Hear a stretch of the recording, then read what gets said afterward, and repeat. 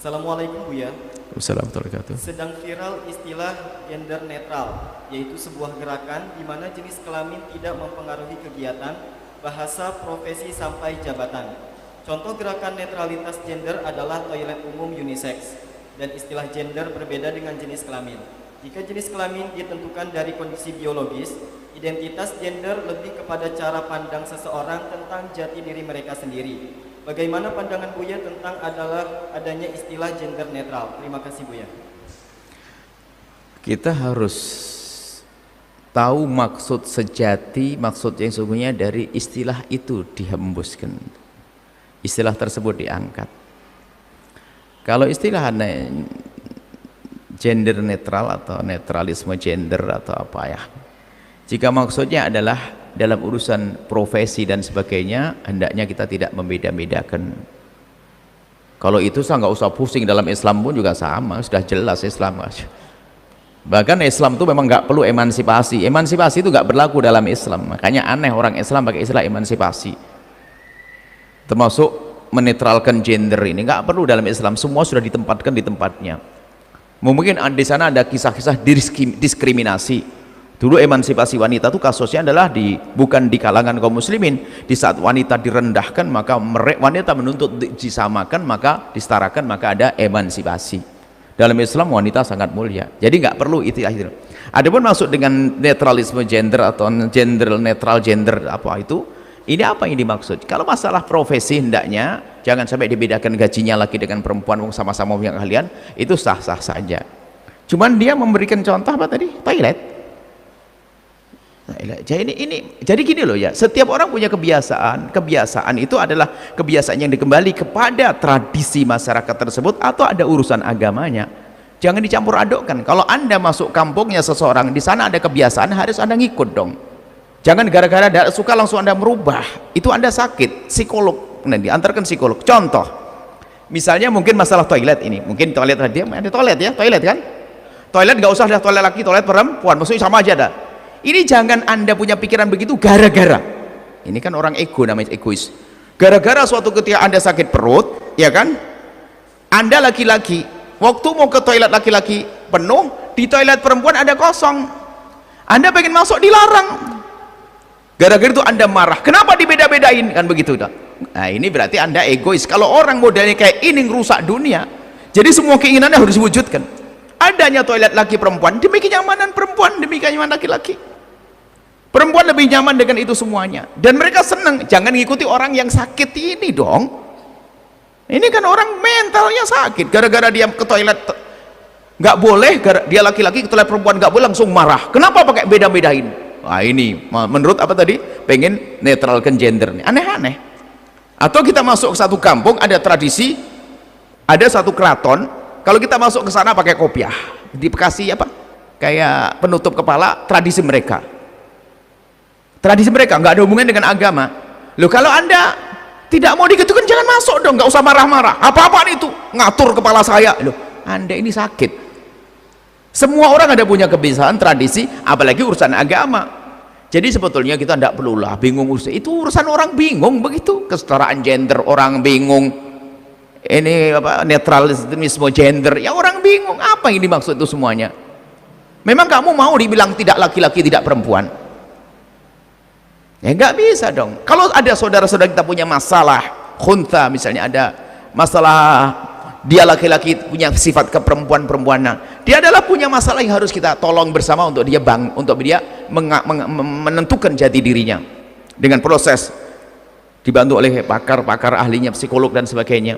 Tapi laki dengan perempuan dari dulu, bapakmu laki-laki, ibumu perempuan, beda. Yang satu cari nafkah, yang satu hamil. Sudah tidak usah lah aneh-aneh. Jadi kita tidak gampang terpesona dengan model-model begitu, dan jangan dibahas. Lu tidak usah. Jadi maksudnya apa itu semuanya? Maksudnya nggak usah nanti. Maksudnya toilet jadi kamar mandi laki perempuan bebas, nanti kolam laki perempuan bebas, nggak ada perempuan bebas, nggak nyaman. Jadi kayak binatang nanti. Bukan di kalangan orang beriman, orang Islam saja. Di negeri yang katanya tidak kenal Allah, coba. Mau ndak kira-kira kalau satu negeri dikomandoi, di sini nggak usah pakai baju semuanya, langsung rendah negeri itu. Biarpun katanya ada yang buka aurat dan sebagainya, masih punya sopan santun loh mereka. Masih punya sopan santun. Bukan berarti langsung blak.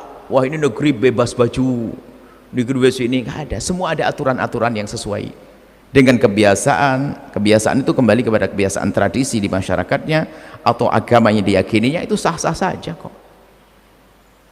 Ini merusak model-model begitu, nanti pada akhirnya merusak. Jika seorang muslim pakai kopiah nggak boleh, orang Yahudi pakai apa itu nggak boleh, orang Nasrani pakai salib nggak boleh. Ada ini, hente ini merusak kebersamaan. Maunya sama aja deh, bebas. Lagi perempuan, sebenarnya dia adalah orang punya masalah psikologinya, yaitu tadi ke toilet nggak boleh, akhirnya dia menyamakan. Kenapa dia beda-bedain begitu loh. Ini orang yang perlu diterapi lah, semoga Allah. Nggak perlulah kita aneh-aneh semacam itu. Anda sebagai wanita punya ciri khas kewanitaan. Wanita timur beda dengan wanita barat. Ini punya ciri khas. Nggak harus ikut-ikutan dong. Kamu punya jati diri dong, punya kepribadian. Lebih muslim, sopan santun. Sehingga kita saling menghargai itu penting.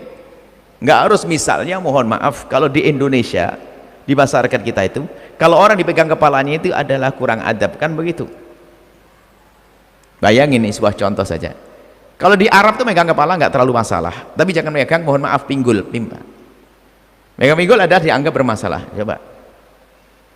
Ini kan salah kebiasaan. Makanya kalau kita di sebagian masyarakat Arab, ya jangan megang itu. Orang Indonesia kadang plak bokong biasa kan plak begitu ya. Orang Arab biasa megang kepala. Ini sebagai contoh saja, biarpun tidak semua orang Arab begitu, tidak semua orang Indonesia begitu. Gambarannya begitu. Jadi kalau kita tidak bisa memahami kebiasaan orang, itu bikin masalah. Maka pandai-pandailah kebiasaan seseorang. Makanya itu namanya orang yang psikologinya normal, sehat. Memaklumi. Tapi kalau seorang harus gara-gara nggak boleh masuk toilet, gara-gara saya laki, toiletnya perempuan, wah ini nggak bener, ini harus ini setara, sama-sama, nggak perlu dibeda-bedain. Oh, ini mental sakit.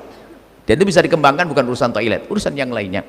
Banyak hal yang spesial. Mohon maaf sampai mungkin kalau guyonannya ya, contohnya agak jorok misalnya. Kan ada tempat buang air kecil kaum pria yang tidak bisa duduk, itu kan ada ya kan. Itu ada spesial kaum lagi. Biarpun seharusnya kalau toilet ya untuk buang air adalah di toilet yang tertutup, kemudian tutup auratnya.